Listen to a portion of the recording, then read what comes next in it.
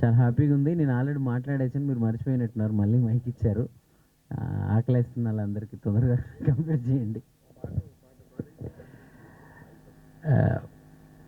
So అదే నేను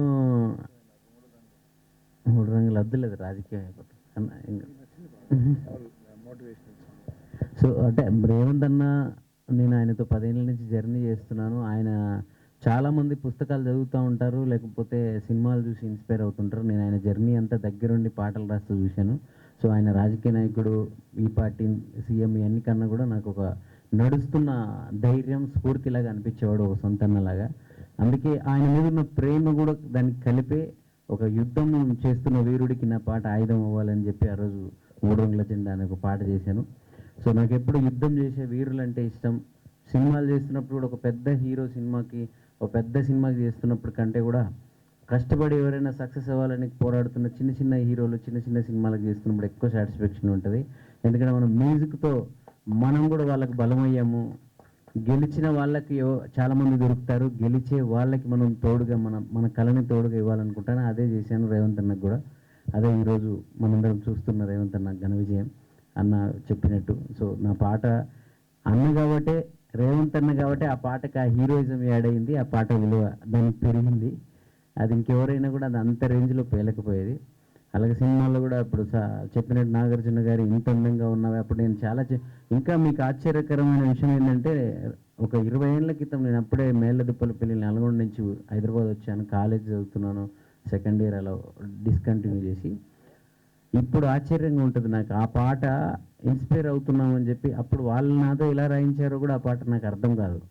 ఇప్పుడు చాలా ట్రెండ్ అవుతుంటుంది ఆ పాట, మీరు వినే ఉంటారు. అది మెరుపై సాగర ఆ గెలుపే నీదిరా, నీ రేపటి లక్ష్యం మరువకు సోదరా, నిప్పులు చిందిన ఏ పిడుగులు ఆపినా వెనకడుగే వేయక ముందుకు సాగరా, నలు దిక్కులు నవ్వుతూ ఉన్నా నలుపెక్కని సూర్యుడు నువ్వై ఆ చుక్కలనే ఇలదించే నీ శక్తిని యుక్తిగా చూపై నటరాజై నువ్వు రాజై నీ గెలుపే నీలో, మెరుపై సాగర ఆ గెలుపే నీదిరా, నీ రేపటి లక్ష్యం మరువకు సోదరా.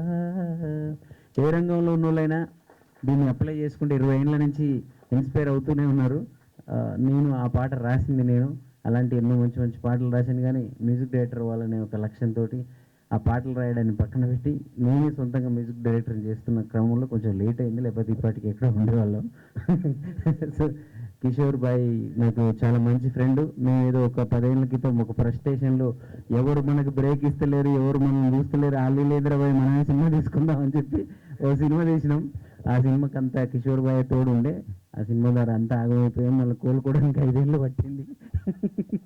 సో అంటే అప్పుడప్పుడు తెలంగాణ ఉద్యమాలు, ఈ గొడవల్లో పడిపోయి మనల్ని ఎవరు చూడరేమో, మనకి ఎవరు అవకాశాలు ఇవ్వరేమో, మనం ఏదో ట్రై చేసుకోవాలని చెప్పి చేసిన ఒక అమాయకత్వం, ఆవేశమో అది.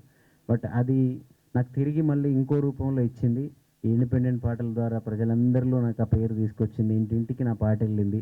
ఇప్పుడు సినిమా ఇండస్ట్రీ కూడా నన్ను ఆదరించింది, హక్కున చేర్చుకుంది. సో మనం దారపోసింది, మనం పోగొట్టుకున్నది ఏ రంగంలోనైనా ఎక్కడికి పోదు, అది పునాదిగా మాత్రం మారుతుంది. దానిపైన తప్పకుండా 5 ఏళ్లకు 10 ఏళ్లకు మళ్ళీ మన భవంతులు వచ్చేస్తాయి. సో దానికి చాలామంది మీలో ఉన్నారు, ఉదాహరణలు నేనున్నాను, అన్నున్నాడు.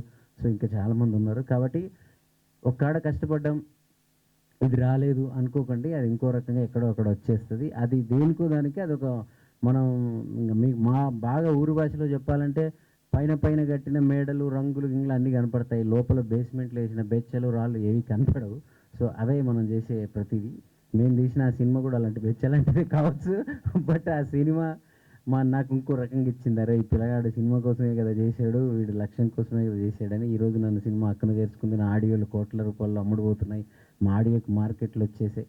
సో కాబట్టి మీరందరూ కూడా, మీ అందరికి చెప్పేంత కాదు, మీరు నాకన్నా గొప్పలు, నాకన్నా గొప్ప గొప్ప రంగాల్లో విజయాలు సాధించిన వాళ్ళు.